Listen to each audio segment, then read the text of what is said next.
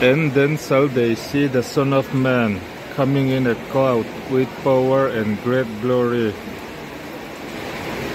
May God bless you. Amen. Chu ti huna chuan mi hring fapa hi thiu ti theina le ro puina na sa tak nen chhum zinga local an hmuang. Chu ti huna chuan Isua hi thiu ti theina le ro puina na sa tak nen chhum zinga local kan hmuang. Lalpan mal som se ro se. Amen.